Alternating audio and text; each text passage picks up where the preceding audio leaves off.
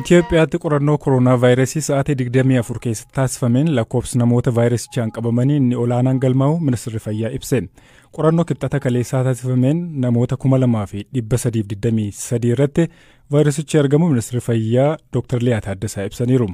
Gosti koronaa vaayirasii haaraan torbanootaan dura Afrikaa kibbaatti argame Omikroon tamsaa'inni isaa kan duraa caalaa yaadni jedhu guutuu addunyaatti dhagahamaa jira. Ofii gosti haaraan kun amala haaraa akkamii qaba? Sweden University Maldaraanitti qorataa fayyaa hawaasaa obbo Bantii Galataa gaafanneerra. Vaayirasiin tokko gosa jijjiirata yeroo yerootti akkaataan itti jijjiiramu sun immoo haala haaraa isa mudatetti ofii isaa qopheessuu fi haala sana keessatti ofii haala mijataa barbaaduu fi akkaataa jireenya isaa akkaataa seeliin isaa duraa booddeedhaan walii wajjin tarreeffama sana sirreeffachuu danda'a. Isarraan kan ka'ee vaayirasiin Omikroon jedhamu kun uumamee jira. Muteeshin jedhama afaan Ingiliffaatiin. Egaa hamma yeroo dhiyootti hamma guyyaa kaleessaatti wanti adda isa godhu beekamuu hin dandeenye ture. Akkuma isa kanaan duraatti ilaalama ture. Faffaca'insa isaas salphaatti isa gara biraarratti innoo faca'uu danda'a kan jedhu tokkotu yaaddoon jira ture. Gabaasa har'a Afrikaa kibbaarraa argameen garuu vaayirasiin kuni namni vaayirasii kanaan qabame vaayirasii isa biraa waliin yookiin deltaa fa'aa wajjiniin gaafa wal dorgomu dhukkuba cimaa hospitaala isa gashu argachuudhaaf naannoo persentaa 80 hir'uu ta'a yookiin immoo fooyyee qaba jechuudha namni vaayirasii kanaan qabame isa gara biraa wajjin gaafa wal bira qabamu. Kanadha wanti adda isa godhu amma yoonaatti beekumsa amma yoonaa jiruun kan argame jechuudha. Tole gosti koronaa vaayirasii kan amma dura ture namatti gargari amalli agarsiisu carraan balaa du'aatii fi dhibee cimaatiif saaxilus namatti gargari. Kanaaf gosti Omikroon kunis sanaan addatti carraan du'aaf saaxiluusaa haga kana jedhanii kaa'uun hin danda'amaa? Eeyyegaa dhukkubni vaayirasoota kan jarmii xixiqqaa kanaan daddarbanii nama gara namaatti adda adda ta'uun isaanii beekama. Akkuma kana vaayirasiin koronaa Omikroon kunis tokkuma ta'uu danda'a jechuudha amalli isaa. Garuu ammoo isa deltaa wajjin gaafa wal bira qabanii namni tokko hospitaala ciisuu dhukkubarraan kan ka'e hospitaala ciisuutu carraansaa hanqata yookiin xiqqaata jechuun hammeenya vaayirasiin kun dhukkuba hammeenyi isaa kun isa biraatii wajjin gaafa wal bira qabamu xiqqaadha jechuudha.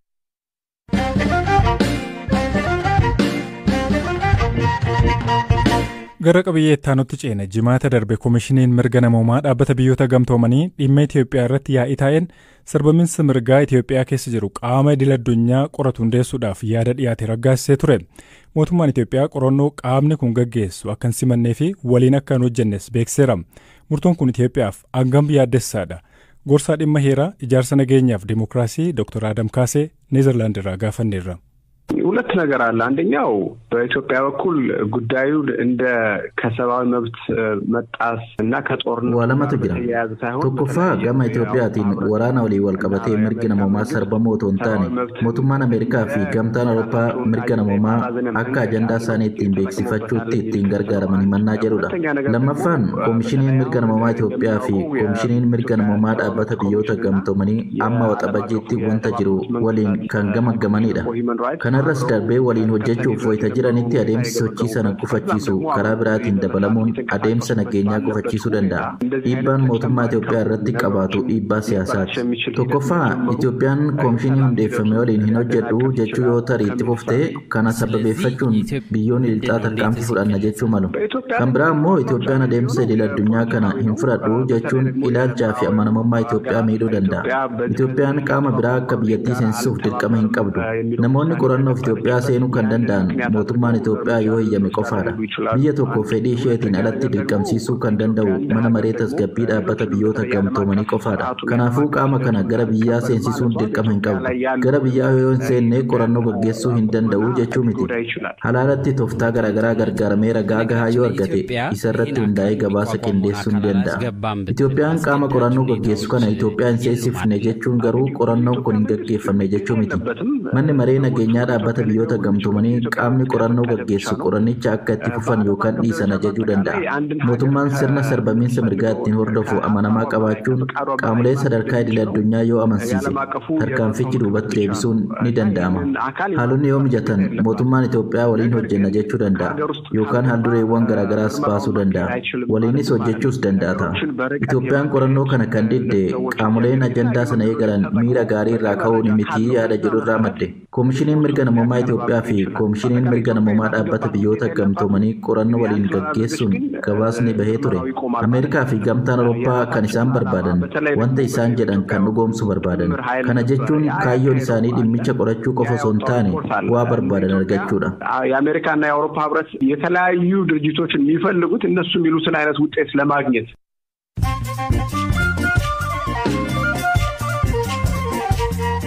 dhaggeeffattoota keenya BBC Afaan Oromooti kan hordofaa jirtanii amma oduu gaggabaabseen isinitti himama. Raayyaan ittisa biyyaa fi humnoonni naannoo Amaaraa humnoota TPLF naannawaa godina Waagimraa keessaa guutummaatti baasuun magaalaa godinichaa kan taate Soqotaa to'achuu waajjirri ministeera muummee beeksiseera. Qondaaltonni waraanaa fi aangawoonni Tigraay immoo humnoota isaanii naannoo Amaaraa fi Affaar keessaa ofumaan baasuu himanis mootummaan Itoophiyaa waraana jabaan hidhattoota injifachaa akka jiru ibseera. Fiilmiin Fayyaadayii jedhu jiruu fi jireenya Oromoo Harargee addunyaatti beekse badhaasa guddicha Oskaariif kaadhimamen. Fiilmiin kun dhalattuu Itoophiyaa lammummaa Meeksikoo qabdu Jeesikaa Bashiriin hojjetame. Ministeerri poolisii mootummaa Madagaskar xayyaara galaanatti kuftee erga caccabdee booda sa'aatii 12 bishaan daakuudhaan lubbuun ba'an. Osoo helikopteraan hojii lubbuu baraaruu irratti bobba'anii balaan kun isaan kan mudate. Qondaalli kun yeroon du'u waan hin geenyeef hin hafee jedhan qondaaltonni nageenyaa biroon isaan wajjin turan lamas balaa xayyaaraa kana jalaa hafanii jiru. Oduun sa'aatii kanaaf qabde isaan kana turan.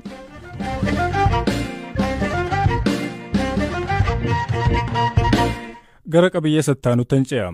Ajajaan waraanaa humnoota TPLF Jeneraal Tsaadqaan Gabratinsaa'ee humnoonni isaanii Finfinnee galuudhaaf kaayyoo qabaachuu akka hin turre dubbatan. Humnoonni isaanii kiiloomeetira hedduuf duubatti deebi'uudhaan dura Finfinneetti dhiyaachuu gabaasaa turan. Waraana kana keessatti dirooniiwwan miidhaa salphaa hin taane irraan ga'uu himaniiru. Ogeeyyiin BBC'n dubbise himannaan humnoota alaa lola kana keessatti irraan deebi'a. Ogeeyyiin BBC'n dubbise hirmaannaan humnoota alaa lola kana keessatti qaban yaaddoo jabaa biyyattii akka Siiriyaa yookiin Liibiyaa gochuudhaaf qabu jabeessee akka ture himaniiru. Waamicha dhukaasa dhaabuu TPLF waraana kanaaf xumura gochuudhaaf ga'ee qabaataa laata. Galaanaa Balaay gabaasa dabalataa qaba. Ajajoota giddu galeessaa waraana humnoota TPLF fi hoogganaan raayyaa ittisa biyyaa duraanii Jeneraal Tsaadqaan Gabratinsaa'ee humnoonni isaanii duraanis fedha Finfinnee qabachuu osoo hin taane waraanicha dafanii xumuruu qabaachaa akka turan himan. Gaaffiif deebii BBC waliin taasisan irratti humnoonni isaanii naannolee Amaaraa fi Affaar keessaa kabaan mo'atamanii ta'uusaa haalaniiru. Gaaffiif deebii amma dura miidiyaa naannoo Tigraay keessa jiru wajjin godhanii tureen wayita humnoonni isaanii bakka hedduu to'achuun gara Finfinnee imalaa jiran humni waliin mari'atan injifatamaa waan jiruuf yaada marii jedhuuf bakka akka hin qabne dubbatanii turani. Gaaffiif deebii BBC waliin godhan kana keessatti gara Finfinnee duuluun yaada humnaa olii hin turre jedhan. It has to be clear from the outset that jalqabarraayyuu wanti ifa ta'uu qabu kaayyoon keenya Finfinnee galuu hin turre. Kaayyoon keenya dafnee waraana kanaaf xumura gochuudha. Karaa tokko gara kibbaa duulaa gama biraan ammoo tokkummaan humnoota siyaasaa mootummaa Itoophiyaa irratti dhiibbaa uumuun furmaanni humnoota siyaasaa hunda hammate marii irratti hundaa'e yoo jiraate karaa gabaabaa rakkoo keessa jirru ittiin xumurruudha. Yaada jedhu sammuudhaa qabaanneeti. Madaalli waraana kanaa torbanoota muraasa keessatti guutummaatti sadarkaa jedhamuun jijjiirame humnoonni Finfinnee irraa fageenya kiiloomeetira 200 hin caalle irra turan of duubatti kiiloomeetira hedduu deebi'aniiru. Kana keessatti ga'een xiyyaarota waraanaa nama maleeyyii olaanaa ture.